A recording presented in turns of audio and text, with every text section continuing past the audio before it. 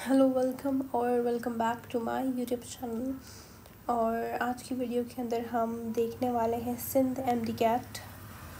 This is M D CAT of 2024।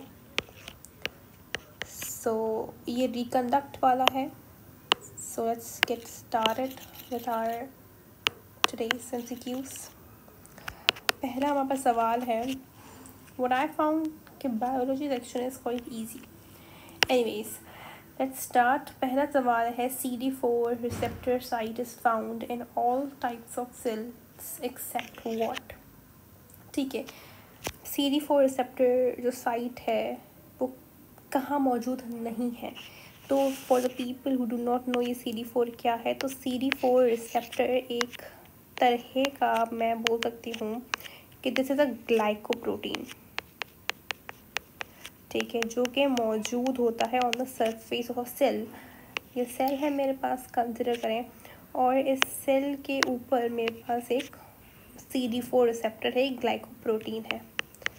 समझ जाइए CD4 है। अब ये CD4 कहाँ होता है? बेसिकली सारे जो हमारे पास इम्यून सेल्स हैं उनके ऊपर ये ग्लाइकोप्रोटीन जो होता है वो मौजूद होता है। ठीक है, ऑलमोस्ट ऑल इम्यून सेल्स। तो यहाँ देख लेते हैं ऑप्शंस में। पहला है हेल्पर टी सेल। ठीक है, helper T cell is an immune cell. ठीक है, बात। सेकेंड है MHCH, मेजर हिस्टोकम्पैटिबिलिटी कॉम्प्लेक्स। ठीक है, ये खुद क्या है? एक ये मॉलिक्यूल है बेसिकली, जो कि इम्यून रिस्पॉन्स में काम आता है। तो ये तो सेल ही नहीं है, पहली बात। तो ये भी ऑब्वियसली नहीं हुआ। ठीक है, brain cells. Okay, brain cells ये इम्यून सेल्स नहीं है। ठीक है, ये इम्यून सेल नहीं है, इसका मतलब इसके ऊपर CD4 रिसेप्टर भी नहीं होगा। नेक्स्ट सप्रेसर टी सेल, तो ऑफ कोर्स ये भी एक इम्यून सेल ही है। तो इसका जो सही ऑप्शन होगा that would be option C, कि ब्रेन सेल्स वो वाहिद सेल्स हैं इन ऑप्शंस में से जिनके पास CD4 रिसेप्टर नहीं है, क्योंकि CD4 receptor is found only on immune cells. Next बात करते हैं, a Russian scientist discovered that certain diseases could be transmitted by an agent that could pass through a very fine filter which is called what. ठीक है, ये मैं बता दूँ, ये सेम लाइन है पंजाब टेक्स्ट बुक की, अगर आप वो पढ़ेंगे, या मेरे ख्याल से फेडरल भी, please check federal, I am not sure, but Punjab तो येस, पंजाब के अंदर ये पूरी थ्योरी लिखी हुई है ना, एक पेज लिखा हुआ है पंजाब की बुक का ना। इफ़ यू रीड दैट तो आपको ये बात समझ आ जाएगी। बेसिकली ये क्या था, इनको लगता था कि जो बीमारियाँ फैल रही हैं वो बैक्टीरिया की वजह से फैल रही हैं।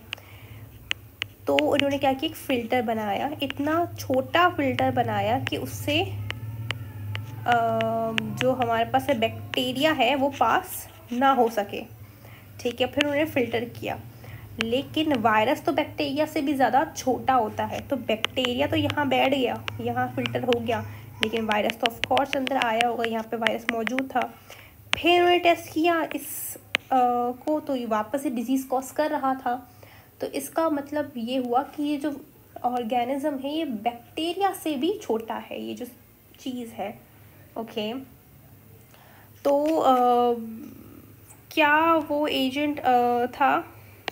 वो था वायरस था हमारे पास। ठीक है, आप अगर एक पेज है PTV का, if you read that virus वाले चैप्टर के अंदर इनिशियल पेजेस, तो यू विल गेट इट। ठीक है,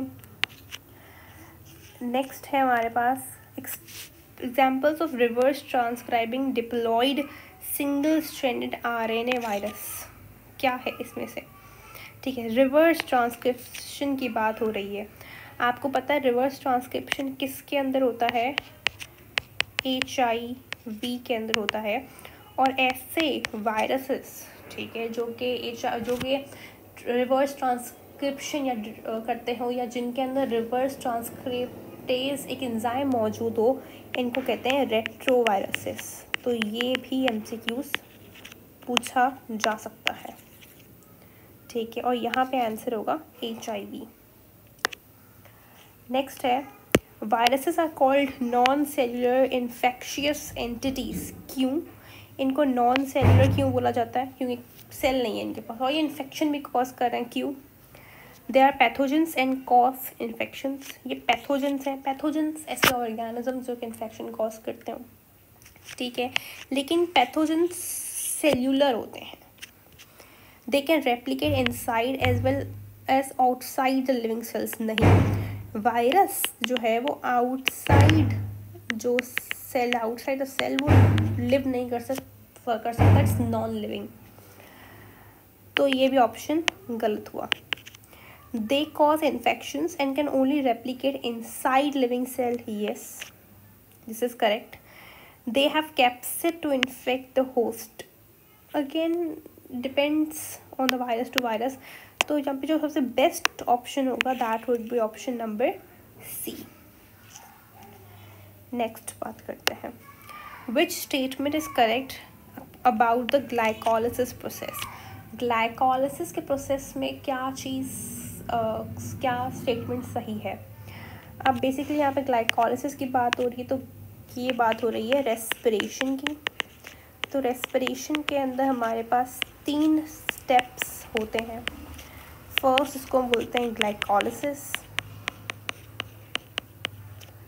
सेकेंड होती है हमारे पास क्रेब्स साइकिल, और तीसरी होती है ETC।